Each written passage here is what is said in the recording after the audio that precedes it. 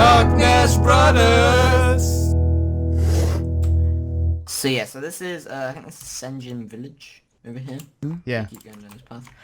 Senjin Village, like I said, there isn't, very much, it isn't, like, greatly, sort of detailed like right now. You can probably tell what some things are and what some things aren't. Should be a shark or something, right, over here? Or am I mistaken? I think that's No, like I a don't head think or, so. I think it's like a head or something. I'm not sure. Yeah. I think that is what that is. Then if we go over, if you want to come over the water, actually, where's Scott?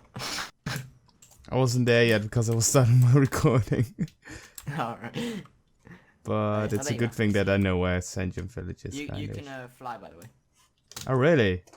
Yeah. Oh. If we come over here, this is where the trolls would start. Yeah.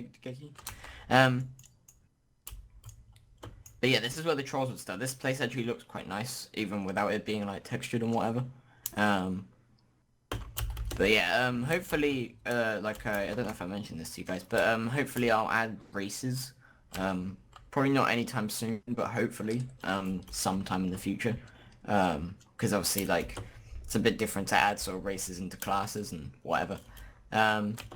But yeah, so this is Echo Isles, the place where the trolls start. I mean, it looks pretty nice here, to be honest. It does. It looks pretty nicely textured and whatever. And It yeah, I mean, there's also... at least looks to the point. Really looks like it. Yeah. Like normally in game. If you look to the right, you've got that little like castle, like keep area. Yeah. yeah. I mean, it looks Awesome. like the buildings in there look absolutely nothing like what they do in the actual game. But this No, is like but the you get castle the general area. idea. Yeah, you do. I know this place and I know the nostalgia behind it. I feel the nostalgia behind it. Yeah. I don't If feel you the also- nostalgia because I played it last summer. Wasn't this the one?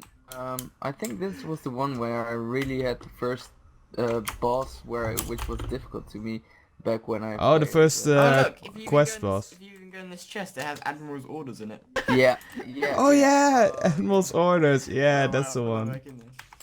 Yeah. I like it. indeed. That's pretty cool. If you come over here, you've also got those like wrecked boats on the shoreline. I don't know if Oh, you remember yeah. that quest with the grunts had sort of like been washed up and whatever. Yeah. They're like their water elementals and all these sort of like things over here. The ships actually look pretty nice. I do. But obviously this is just the shape. If I wanted to do like an actual ship, I'd probably change a lot of stuff for the ships on there.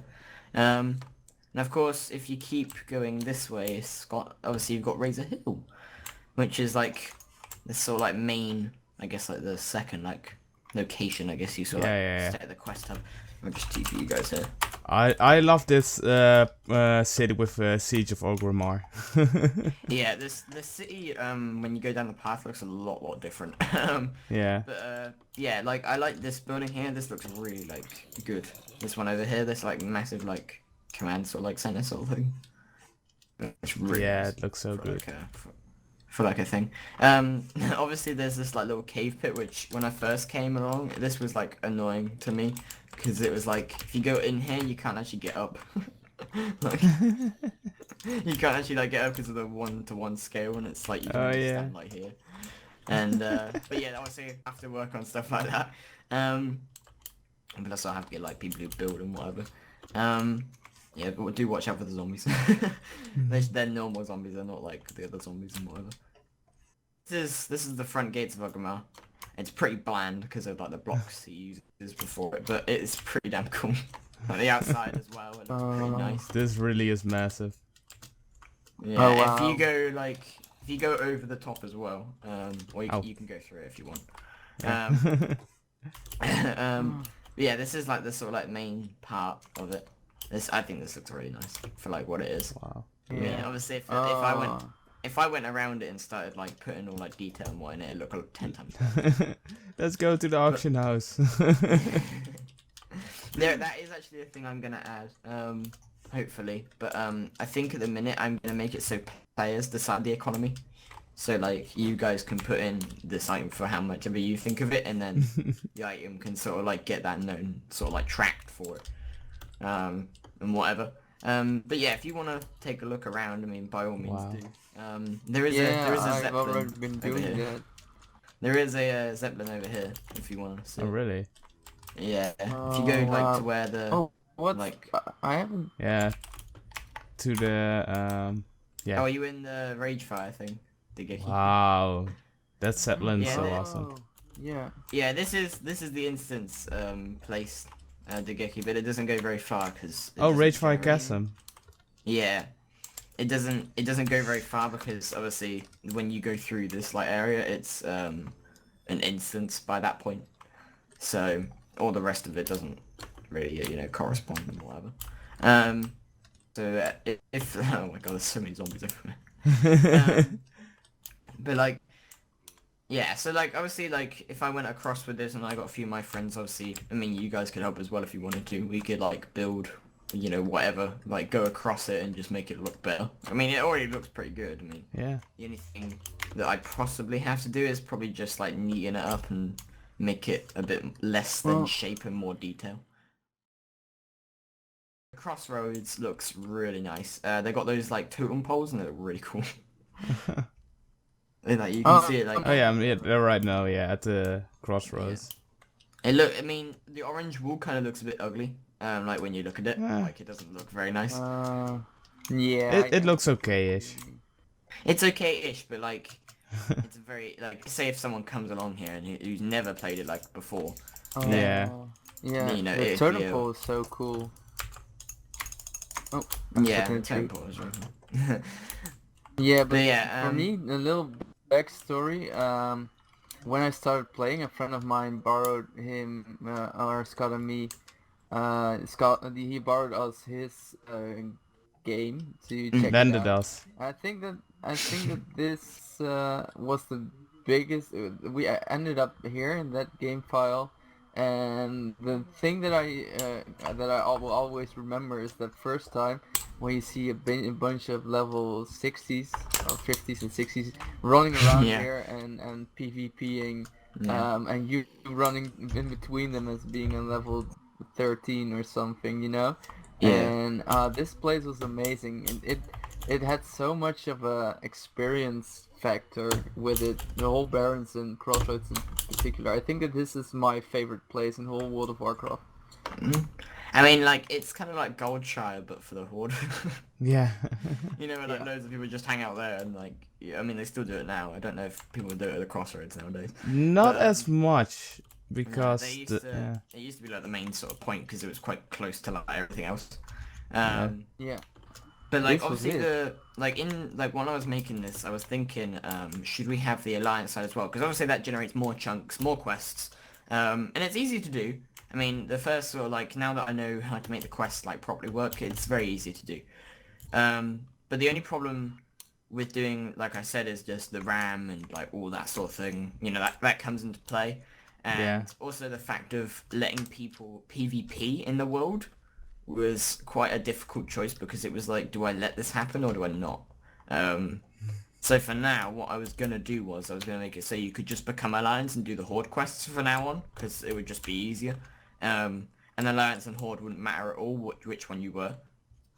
And it wouldn't make a Yeah. huge... I mean, Alliance and Horde doesn't make a huge difference apart from the fact in the actual game it's races and what classes you want to play and whatever. But obviously in this we have the kind of freedom at the minute for it. I do intend to add races though, but I'm not sure like how at the minute. Yeah. Because it has to Yeah, instill a well, lot more into the code and whatever. I kind of made my race myself already. I chose Blood Elf skin, and Scott has an Orc skin. So that's the freedom you have in Minecraft. Yeah. And also for like the fact of instances as well, for like dungeons and whatever. Obviously, I don't know if you guys know this, but like when you go into an instance, it creates a new part in a world. Yeah. Or like a new area and whatever, and then it teleports you to there, and then when that's finished, it deletes itself and whatever. So that's kind of like the idea, like what I had to do for this. So say for like I wanted to make a dungeon on this, what I do is I copy this whole area, then when someone wants to go into a dungeon, this copies itself, repastes it, and then teleports them to the area where it is, or where it starts and Wow. whatever.